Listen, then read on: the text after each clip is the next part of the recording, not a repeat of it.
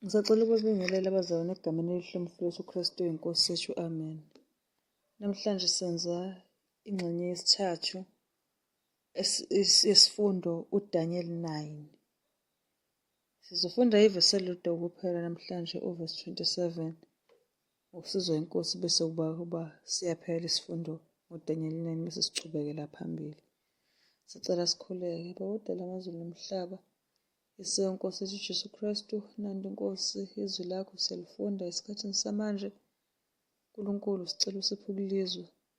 Sesilizwile izulu lisisize kube khona ushintsho olukhulu ey'mpilweni zethu. Silungela ukukuhlangabeza, silungela Nkosi, siguqule senziwe busha, sibe abantwana bakho. Ube ubaba kithi, sibe abantwana kuwe. Yiwa nathi siyanxusa umoya wakho ongcwele ukusitulekela konke. UJesu siyakhuleka, amen. Ngiphinde ngiyababingelela abazalwane egameni elihle mfowethu uKristu inkosi yethu, amen. Namhlanje sithena senza isifundo esishwe khona lapha encwadini yaDaniel 9, lapho isihloko sakhona sasithi umkhuleko kaDaniel. Sigcina ukufunda ku-part 2 noma engxenyeni yesibili yakuDaniel 9. Sagcina ukufunda kuvesi 26. Kwasala nje ivesi eyodwa nje vo esizofunda yona bese isifundo sethu siyaphela. Ngisacela ukuyifunda. Daniel 9 verse 27. Uthi, uyakuqinisa isivumelwano nabaningi, isonto libe linye. Imihlatshelo neminikelo ikhawuke phakathi kwesonto. Kufike incithakalo ngephiko lesinengiso. Kuze kuphele okunqunyiweyo, kuthululelwe phezu komchithi. Amen.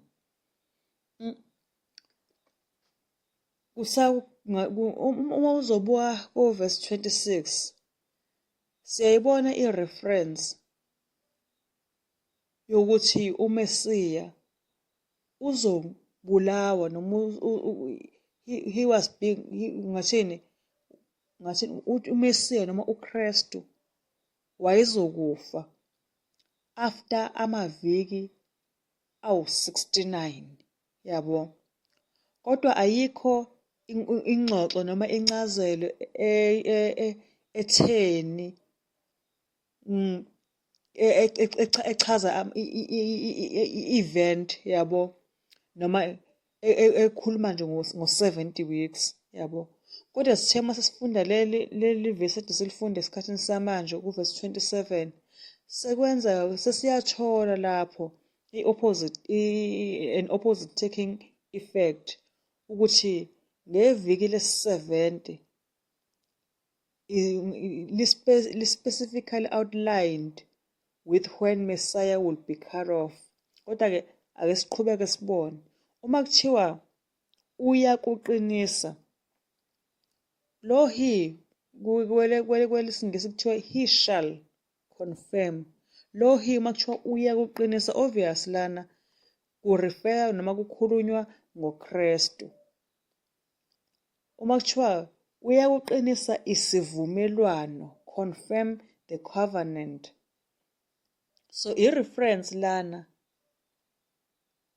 yesivumelwano, ngathini, inkomba le lakhulunywa khona ngesivumelwano uNkulunkulu esenziwa nesizwe samaJuda, yabo, kusukela kokhokho bawo, lapho bengena esivumelwaneni khona noNkulunkulu, okhokho bawo amaJuda. Lapha kwaze kwafika lapho ukuthi isivumelwano sabo abantu abazokwaziwa njengokuthi abantwana bakaNkulunkulu, abantu abakhethwe uNkulunkulu ukuze bezoba ama-representatives kaNkulunkulu emhlabeni. Bona amaJuda kuzofoneka emele uNkulunkulu lapha emhlabeni. So umyalezo wevangeli la ngathini, lesi sivumelwano esasukhomba sasikhomba ukubuya kukaMesiya, yabo. So lesi sizwe sikhethiweyo noma isizwe sesithembiso kwakufuneka ukuthi were to be especially preached to the Jews, yabo. So lo myalezo kwakufuneka kahle kahle uqale ushunyayelwe ngqo, uyabo, amaJuda ewuqonde kahle lo myalezo wokubuya kwenkosi uJesu Kristu, ngoba iwona vele ayama-representatives ayimele uNkulunkulu emhlabeni. Okwakuthathele njengokuthi iwona vele okufuneka lo myalezo ugcwalise umhlaba wonke. Yingakho uma ufunda uMateyu 15 uvesi 24, uma ufunda uMateyu 15 uvesi 24, laphaya uJesu wayekhuluma ethi,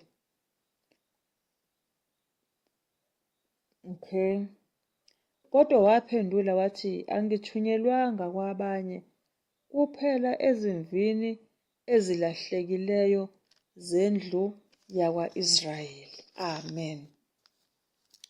Ake siqhubeke. 1 week.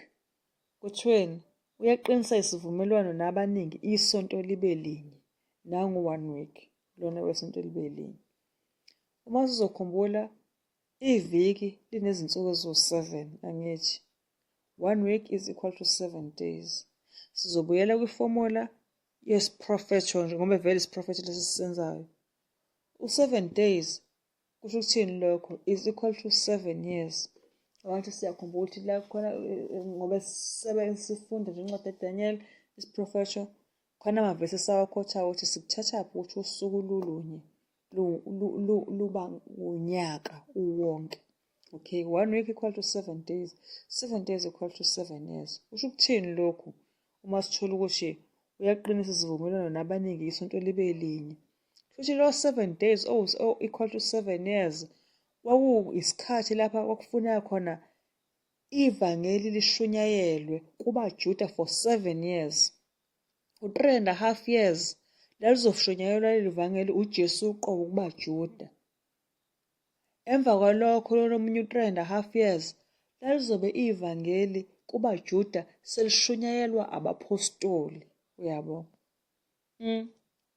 Khona i-quotation yamnumzane u-Uriah Smith la uyakhuluma encwadini yakhe ethi Daniel and the Revelation, upage 203. Lapho echaza khona u-Uriah Smith ukuthi cha kulotshiwe ey'ncwadini zemlando ukuthi isikhathi sonke umsindisi wethu efundisa enza zonke iy'mangaliso eBhayibhelini. Konke lokhu wakwenza nje within 3.5 years, yabo. Othi uma ubuka isiprofetho noma u3.5 years, othi uma ubuka isiprofetho ngoba kuthiwa isiprofetho sithi u7 years, ubone ukuthi okay lo 3.5 years uhafu weviki noma uhafu ka7 years, yabo. So la uJohn umvangeli will represent to those who critically attend to his gospel. Ngokuthola leli quotation mhlawumbe uzuyithole kabanzi uma uzofunda incwadi ka-Uriah Smith isihloko sakhona sithi Daniel and the Revelation, page 203. Obviously, okay, ngathini? Obviously, this being the 7th week, it will begin at the end of the 69th, which is ngo-27 AD. Yabo, so lesi sikhathi sesiyabala manje le period iqala ngokubhabhadiswa kaJesu Kristu. uJesu Kristu lapha khona egcotshwa ngomoya oyingcwele, uyabo. Waseqeda uJesu Kristu ngo-34 AD, yabo, which at this time uStefane wabulawa. Kwase ivangeli liyahamba liya kuma-Gentiles noma liya laba bantu bezizwe. Ngakuthola lokhu uma sifunda mhlampe uzofunda nje ekhaya incwadi yezenzo mayelana nokukhandwa kwamatshe noma ukubulawa kwaStefane, incwadi yezenzo 7. Kodwa mina sicela nje manje ukufunda izenzo 8 uvesi 4. Izenzo 8 uvesi 4 khona uthi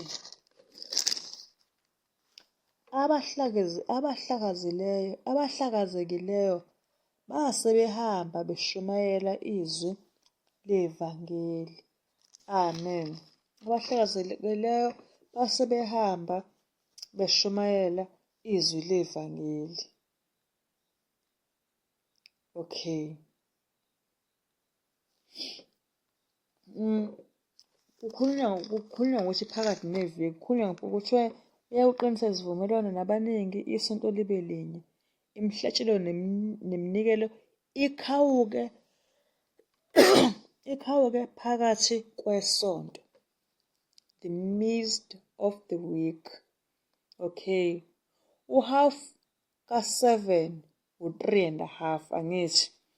Okay. Kuyavela lapha esifundweni ukuthi uma uzokhumbula ukuthi u-Artaxerxes isimemezelo sakhe went into effect ngathini in the latter part of the year. Kuthiwa kwakuyiNkwindla kanje noma kuyinyanga yesi-7 onyakeni ngokwamaJuda. So 3.5 years wathi wa-edwa ku-27 AD, then ngokwenza njalo wakhuphuka noma waze wafika ku-31 AD. 3.5 years times 27 AD kwabe sekwenza u-31 AD. Ukhulunywa lana uma iqhubeka ivesi ithi sacrifice and oblation to cease. Iminikelo ikhawuke phakathi kwesonto. Yabo. Imihlatshelo neminikelo ikhawuke. Okay. Kuthiwa nama-types nama-symbols lana esetshenziswa i-Old Testament kwithabanakele. Wona okwakuyiwona ayidale i-platform ngathini for the entire Jewish economy nama-practices akhona was to meet its fulfillment empilweni nakwi-ministry nasekufeni kaJesu Kristu. Eva ukuthi uJesu Kristu enikele ngokuphila kwakhe, enikelela khona abaningi noma sonke nje sizidalwa zakhe silapha emhlabeni. Ngaleso sikhathi kusukela lapho-ke sabe siyabantu singasadingi ukuletha imvu. Uyabona uma ukuthi mhlawumbe khona kuyisola noma khona isono senzileyo. Sesingasekho isidingo salezo yinkonzo. Yabo.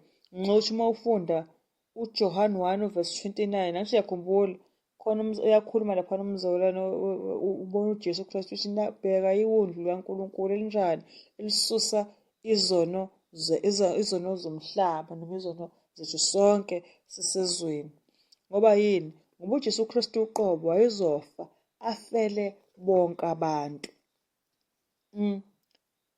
Uma ufunda laphana uMateyu 27:51 uyabona nje ekufeni kwakhe laphana uJesu wadabuka isihenqo sethempeli sisuka phezulu kwaze waya kuphi kwaze kwaba phansi.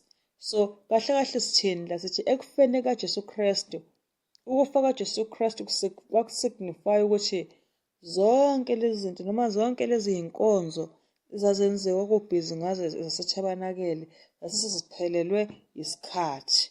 Uyabo. Ngo-31 AD uKristu ilapho abethelwa khona afa khona.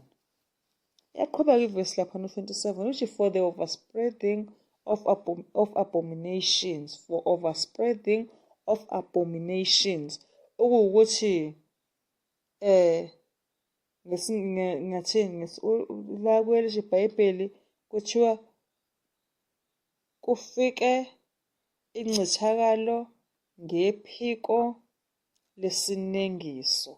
Kufike incithakalo ngephiko lesinengiso, for the overspreading of abominations. So lana kuthiwa-ke ngenxa yokuhlubuka kwesizwe sikamaJuda abe eserejectwa njengokuthi abantu baNkulunkulu. Ibuhlungu lento le. Bahlubuka amaJuda kwaze wafika lapho khona wona uqobo-ke eserejectwa ekutheni aziwe njengokuthi noma abizwe njengokuthi abantu baNkulunkulu. Why rejectwa wona uqobo? ngenxa yokuthi wona uqobo ayerejecthe uJesu Kristu oyindodana kaNkulunkulu lana ebethi bona enze isivumelwano naye, yabo.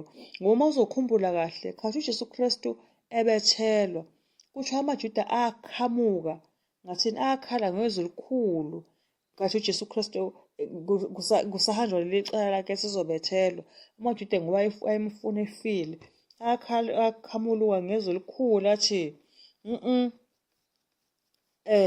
igazi lakhe lomuntu aliJesu Kristu alibe phekwawo, yabo, futhi libe phekwe abantwana bawo, yabo. Ngempela kwabanjalo, yabo, ngoba bemfuna efile bathi hhayi angithi njengamanje thina lapha ekuphileni uyalisaba igazi lomuntu, kuthiwa igazi lomuntu igazi lakhe lizoba phekwakho ngoba uwenza njeni uvele uyeke ngoba uyakusaba lokho. Cha, bona ngendlela befuna ngayo uJesu Kristu efile bathi igazi lakhe lingamane libe phekwethu futhi lingamane libe phezu kwey'ngane zethu. Siyafuna thina sifuna ukumbethela uKristu. Ngempela-ke kwaba njalo. Besifunda lana kuvesi 27 Daniel 12 lapho bethi khona kufike incithakalo ngephiko lesinengiso. Iqhubeka ithini? Kuze kuphele okunqunyiweyo. Kuze kuphele okunqunyiweyo. Okay. Ngephiko lesinengiso. Ngicela kuze kuphele. Ngicela nje kumele kulweni ngithi kuze kuphele ngingaqhubeki nokuthi okunqunyiweyo. Kuze kuphele. So isizwe samaJuda kahle kahle emva kwalesi senzo esasenzayo nalamazwi esawakhiphayo nokurejectwa kwaso uNkulunkulu emva kwalamazwi sithi kahle kahle ngabanye igazi likaJesu Kristu libe phekwe libe phezu kwabantwana bethu. Kuthona uma iqhubeka ivesi lanithi kuze kuphele. Angithi yabo, make it desolate ngesingisi kwela abantu abazalwane naphatha iBhayibheli lesingisi kuthiwa make it desolate. Kahle kahle sithini la? Izwe lamaJuda kwakungathini? Isizwe sabaJuda was to be forever destroyed and scattered, yabo. Kwakuzoba isizwe-ke kusukela ngaleso sikhathi-ke isizwe samaJuda kwakuyisizwe nje bese sizoba isibonelo-ke emhlabeni sokuthi khona abazolokhu bemelene naso befuna ukusibhubhisa, yabo, besihlakaza, yabo. Never again to be the elect of God, yabo. Ayisekho lento eyayaziwa ngesizwe samaJuda ukuthi bona bangabantu abakhethiwe bakaNkulunkulu, yabo. Sebezoba yisizwe esesizolokhu sinobumayimayi nje, siyahlakazwa, abanye bafuna ukusidestroya, futhi kukhonke-ke asiseyisona isizwe esaziwa ngokuthi sikhethwe uNkulunkulu. Kuze kuphele okunqunyiweyo. Okay. Lokhu ngathini uma siqhuba uGabriel lapho olokhu akukhuluma kahle kahle ukhuluma ngesimo sesizwe samaJuda laphana ukuthi sasizoba kanjani kuze kube sekubuyeni kukaJesu Kristu, yabo. uJesu Kristu esebuya-ke esezobeka owakhe umbuso, yabo, which is the focus of all these prophecies of Daniel, the ultimate end, yabo. Ngathini ithemba elibusisiweyo ngoba uma ufunda kwaseThesalonika bokuqala u-4 verse 13 kuya 18 ngicela ukuyifunda nje leyo verse. BaseThesalonika bokuqala 4 verse 13 kuya 18 uthi laphana uNkulunkulu, kepha sithande bazalwane ukuba ningabi nakwazi ngabalalayo ukuze ningadabuki njengabanye abangenalo ithemba. Ngokuba uma sikholwa ukuthi uJesu wafa wavuka, ngokunjalo-ke uNkulunkulu uyakubaletha nabaleleyo kuJesu kanye naye. Uvesi 15 athi, ngokuba lokho sekusho kini ngezwi leNkosi ukuthi thina esisekhona sisasele ukuze kube sekufikeni kweNkosi asiyukubandulela nempela abaleleyo, Ngokuba uNkosi uqobo iyake yohlala ezulwini, ngezwi lenhlokomo, ngephimbo lengelosi enkulu, nangecilongo likaNkulunkulu, nabafileyo kuKristu bayakuvuka kuqala. 17. Khona thina esisekhona sisasele siyakuhlwithwa kanye nabo emafwini, sihlangabeze iNkosi emoyeni, kanjalo-ke siyakuba nayo iNkosi njalo. Bese uvesi 18 ethi, ngakho-ke duduzanani ngalawo mazwi. Amen. Ukubonakala noma inkazimulo yokuza kukaJesu Kristu ilona themba elibusisiweyo esinalo. Ngoba uzisho uThithu, incwadi kaThayithasi, ngicela ukufunda uThithu 2 uvesi 13. Uyavela la esifundweni. Uthi, sibheke ithemba elibusisiweyo nokuvela kwenkazimulo kaNkulunkulu omkhulu nomsindisi wethu uJesu Kristu. Yilelo bazalwane ithemba lamaKristu, ukubuya kukaJesu. Ithemba lamaKristu. Yabo uma uMkristu nje unalelo themba, blessed hope. Okay. That determined. Okay, kuze kuphele okunqotshiweyo. Kuze kuphele okunqunyiweyo. Kuze kuphele okunqunyiweyo. Yabo. That which has been decreed. Yabo. That which has been determined by the choices of the Jews themselves, by their apostasy, rather than repentance and restoration. According to incwadi yaMateyu 23 uvesi 34-37, ngothi nje ngiyifunda uMateyu 23 uvesi 34 kuye kuvesi 37, ufundeka kanje 34-37, uthi, ngakho bhekani, mina ngithuma kini abaprofethi nabahlakaniphileyo nababhali, abanye kubo niyakubabulala, nibabethele, abanye niyakubashaya emasinagogeni enu, nibaxoshe imizi ngemizi, ukuba kufike phezu kwenu igazi lonke elilungileyo elachithwa emhlabeni kusukela egazini lika-Abela olungileyo kuze kube segazini likaZakhariya indodana kaBharakhiya enambulala phakathi kwethempeli ne-alithari. 36. Ngiqinisile ngithi kini, konke lokhu kuya kufika phezu kwalesi sizukulwane. Bese verse 27, uJesu lona ekhuluma la. Bese verse 27 athi, Jerusalema, Jerusalema, wena obulala abaprofethi nokhanda ngamatshe abathunyelwe kuwe, kukangaki ngithanda ukubuthela ndawonye abantwana bakho njengesikhukhukazi sibuthela amazinyane aso phansi kwamaphiko aso, kepha anivumanga. Amen. Lamavesi elevesi ade siyifunda iyasivezela ukuthi kahle isizwe samaJuda sasinikezwe amathuba amaningi ukuthi ehambe ngendlela uNkulunkulu ahlele ngayo, yabo. Kodwa sona isizwe samaJuda noma wona uqobo amaJuda ayelokhu eqhubeka nje lokhu ewanqaba lamathuba uNkulunkulu awayewanika wona. Shall be poured upon the desolate. Yabo, shall be poured upon the desolate. Kuthiwani? Okunqunyiwe kuthululelwe phezu komchithi. Shall be poured upon the desolate. Okunqunyiweyo kuthululelwe phezu komchithi. Yabo. So sithini la? Uma ufunda isifundo, kuyavela lapha esifundeni ukuthi amaJuda ngalokho ngaso sonke lesizwe samaJuda-ke they were to suffer, yabo, impindiselo ngokudelela kwawo uNkulunkulu, yabo. Ngoba uma uzobuka konke ukukhanya ney'xwayiso uNkulunkulu owayebanikeze zona, kodwa bona benze njani? Banqaba.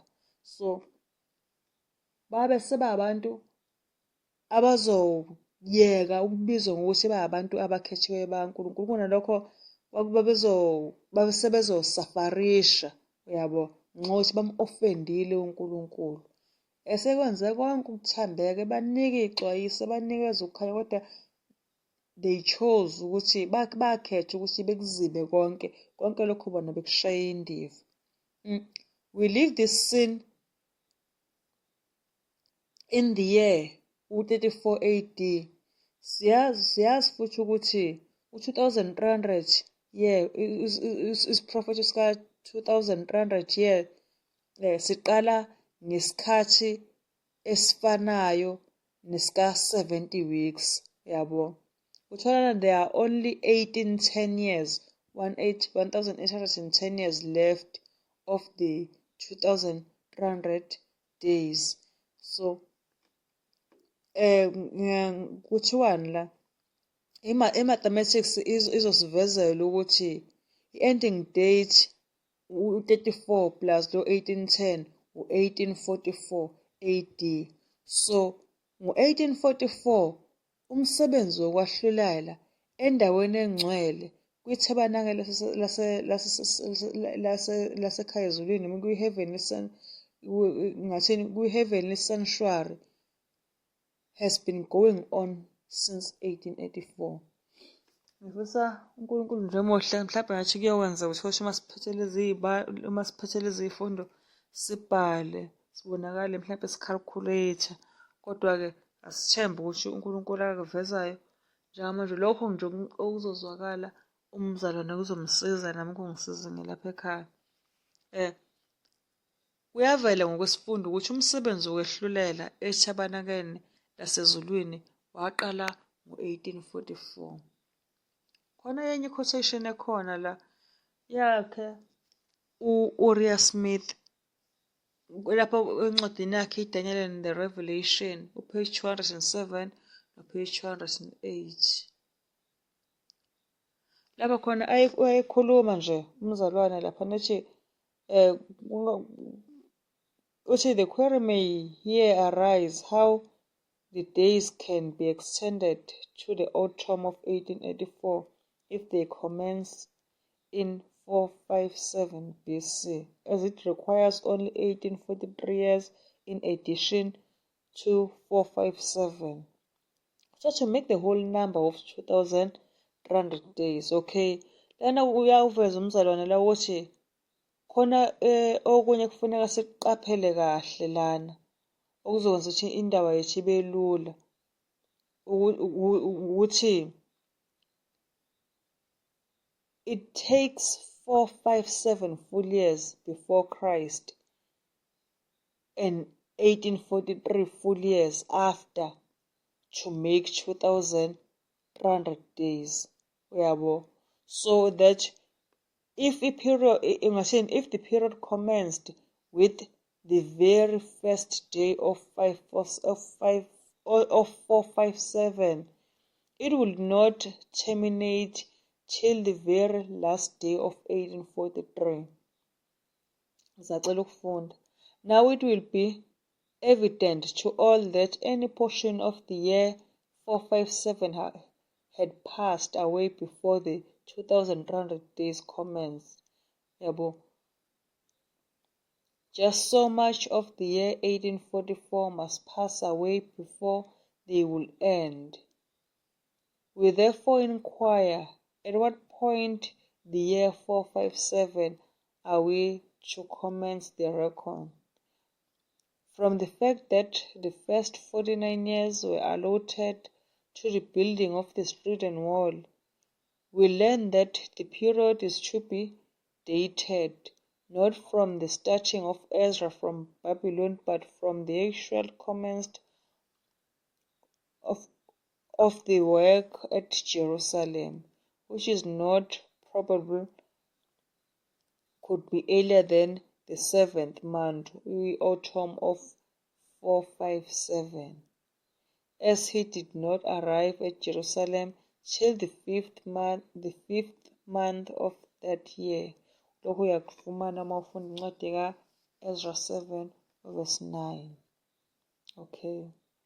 Ngokuba nje umzalwane eyithole incwadi ya-Uriah Smith, ezo zonke lezi zinto abade siyifunda, kuningi nje angakuzuza kuyona. So kahle kahle i-exact date lana ka-1844 for the Day of Atonement October 22, according to uKarate Jew. Yabo. So kuyavela lapha esifundweni ukuthi bafowethu le ndaba ibalulekile. Isifundo sethu sesivala u-1844 October 22. Kuthiwa ngosifundo bafowethu le ndaba ibalulekile. Yabo. Friends, this is serious time when every work and every secret thing, whether good or evil, is brought into investigation. Uma ufunda uMshumayeli, umzalwane lamazwi aqeda uwasho, kahle wathatha incwadi naMshumayeli 12 verse 13-14, lapho khona ithi nakho ukuphela kwendaba, lapho sekuzwakele konke, mesabe uNkulunkulu ugcina imiyalo yakhe, ngoba lokho kungowabantu bonke. Bese uverse 14 athi, ngokuba uNkulunkulu uyakisa yonke imisebenzi ekwahlulelweni, kanye nakho konke okufihliweyo, noma kuhle noma kubi. Amen. Kuze kuvela naphana ukuthi uMateyu 12 verse 34-36, kuyavela ukuthi nje vele ngiyofunda. Ngoba Mateyu 12 verse 34-36. Khona iverse ithi, Mateyu 12 verse 34 verse 36. U-34, nzalo yezinyoka, ningakhuluma kanjani okuhle nibabi na? Ngakho umlomo ukhuluma ngokuchichima kwenhliziyo. Umuntu omuhle ukhipha okuhle engcebeni yakhe enhle, noma umuntu omubi ukhipha okubi engcebeni yakhe embi. Bese verse 36 sithi, kepha ngithi kini, amazwi onke ayize abawakhulumayo abantu bayakuzilanda ngawo ngosuku lokwahlulela. Amen. 1844 October 22 kwaqala i-investigative judgment. Kuyahlulelwa ezulwini. Uthi uNkulunkulu, uMshumayeli 12, yonke imisebenzi, ngisho lokhu umuntu ebekwenza ngasese, yabo, kwangaziwa muntu, kodwa uNkulunkulu uyakuletha ekwahluleleni, ngoba noma yini singayifihle, kodwa uNkulunkulu ngeze simfihlele. Ngisho nanamazwi ayize, uNkulunkulu uthini kuMateyu? Amazwi ayize abawakhulumayo abantu bayakuzilanda ngawo ngosuku lwahlulela. Ayikho into umuntu akayenzayo nakayikhulumayo engeke izithathwe ibekwe phambi kwaNkulunkulu, bese uNkulunkulu athatha isinqumo ngokuphila komuntu obenza kanje noma obekhuluma kanjena.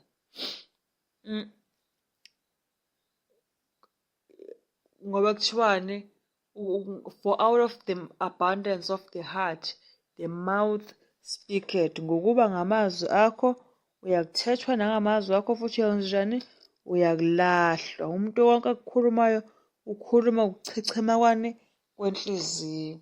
So lokho lana le message yokwahlulela kuthiwa kwakufuneka iye kuwo wonke amagumbi omhlaba ngaphansi kwezingelosi ezintathu. Uyamkhumbula Isambulu 14 verse 6-12. Kuthiwa sidinga ukuba sizilungiselele, sibuyele kuNkulunkulu wethu, sivume izono futhi siyilahle ukuze sizothola umusa kuNkulunkulu. Izaga 28 verse 13. Izaga 28 verse 13 lapha esifundweni zithi, ofihla isiphambeko sakhe akayikuphumelela, kepha ozivumayo azishiye uyakuthola umusa. Amen. Izono ziyavunywa kuNkulunkulu ziphindwe zishiywe. Uyabo, ngoba isono siwukuphula umthetho. Ziyavunywa ziphinde zishiywe. Hhayi leli temu lokuthi angathini, nobody is perfect. Vele akulula ukuthi sibonane thina ukuthi ubani perfect. Ngoba uma ngithi mina ulungile uNgobese noma ulungile uMaNgobese, ngenza ukuthi futhi sengiyona uNkulunkulu, ngoba hluthe uNkulunkulu yena owazi ingaphakathi lalo muntu mina engithi ulungile. So uNkulunkulu kuphela onamandla okufika lapho, kodwa asizukududana sithi akekho ongenasono, ngoba inkulumo lena ethulise abantu abaningi, uyabo, ukuthi uzosaba ukumkhuza ngoba uzotshela ukuthi akekho ongenasono, uyabo. Kuthiwani? We need to be preparing for the soon return of our great and mighty God. Sikulungiselela kanjani na ukuza noma ukubuya kweNkosi uJesu Kristu, ngokuthi sivume izono siyilahle ukuze sizothola umusa, sibe abantu abalungele ukuyophila ingunaphakade ekhaya ezulwini. Ukuphila ingunaphakade isinqumo esilele emntwini ngamunye ngamunye ngempilo akazoyiphila. Isono, uma ngazi kahle ukuthi isono siyam-offend uNkulunkulu, so uNkulunkulu ngeke ekwazi ukugcina umuntu ngoba mina nginqumile ukwenza le nto lena, nami uNkulunkulu ngeke ekwazi ukuhlala nami ingunaphakade, ngoba ekugcineni kufanele isono siphele. So uma siphele isono, siphele nazo zonke izoni. Kuyothi uma uNkulunkulu eqeda isono noma eqeda ububi, kuyobe sekwenzeka into ebuhlungu angayithandi kwayena, ukuthi uyothi eqeda isono mase kumphoqa ukuthi akaqede nazo zonke lezi zoni, okuyizona ezenza ukuthi isono sibe khona, si-exist, sibe inactive, uyabo. Kuyobe kubuhlungu ngoba kuyobe kuphela ngomuntu uNkulunkulu akamdalile wayeney'nhloso ezinhle ngayo. Ngokukhetha kwakhe umuntu wakhetha ukuthi amelane noNkulunkulu. Akekho umuntu omelana noNkulunkulu aphile noma agcine. Ngisacela ukufunda Isambulu 14, 3 angels message. Isambulu 14 verse 6 kuya ku-verse 12. Ngiyacela nje ukuyifunda bese siyavala. Uverse 6 uthi, ngase ngibona enye ingelosi indiza emkhathini wezulu, inevangeli eliphakade lishumayela kwabahlezi emhlabeni nakuzo zonke izizwe nemindeni nezilimi nabantu. Isho ngezwi elikhulu ithi, mesabeni uNkulunkulu nimnike inkazimulo, ngokuba ihora lokwahlulela kwakhe selifikile. Nikhuleke kuye owenza izulu nomhlaba nolwandle nemithombo yamanzi. Uverse 8, yayisilandela enye ingelosi ithi, liwile liwile iBhabhiloni elikhulu eliphuzisile izizwe zonke iwayini lolaka lobufebe balo. 9, yalandela enye ingelosi yesithathu ngezwi elikhulu ithi ngezwi elikhulu, uma kukhona okhuleka kuso isilo nomfanekiso waso, elwamukela futhi uphawu ebunzini lakhe noma esandleni sakhe, naye yakuliphuza iwayini lolaka likaNkulunkulu elilungisiwe esitsheni solaka lwakhe lingaxutshiwe, ahlushwe ngomlilo nesibabuli phambi kwezingelosi ezingcwele naphambi kweWundlu. Nomusi wokuhlushwa kwawo uyenyuka kuze kube phakade naphakade. Abasenakuphumula imini nobusuku abakhuleka kuso isilo nomfanekiso waso nalowo owamukela uphawu lwegama laso. Bese uverse 12 athi, nakhu ukubekezela kwabangcwele abagcina imiyalo kaNkulunkulu nokukholwa nguJesu. Amen. Besifunde isambulo 14 verse 6 kuya verse 12. UThixo uma esiphila ukuphila, siyakhuleka, siyakholwa ukuthi uzosipha isifundo ingxenye yokuqala kaDanyeli chapter 10. Cela sikhuleke. Siyabonga mdali wamazulu nomhlaba ngezwi lakho Nkosi. Usiqinisekise uma sifundini ukuthi awuvelanga wabalahla abantu, umuntu awuvele umlahle. Uyazazisa kuyena bese umuntu ekhesha ngendlela akhetha ngayo. Bese izulu liyakuhlonipha lokho. Nathi Nkosi siyacela ngoba lokhu sifundisa iy'fundo zakho. Usipho ukukhetha kahle singamelani nawe. Siyabona Nkosi ukuthi bonke abakulahlile abasemandulo namanje.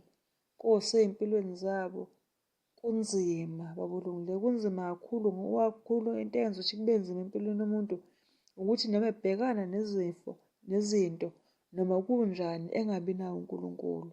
Kanti uNkulunkulu nxa sihamba nawe elakhe ijoka lilula alinzima.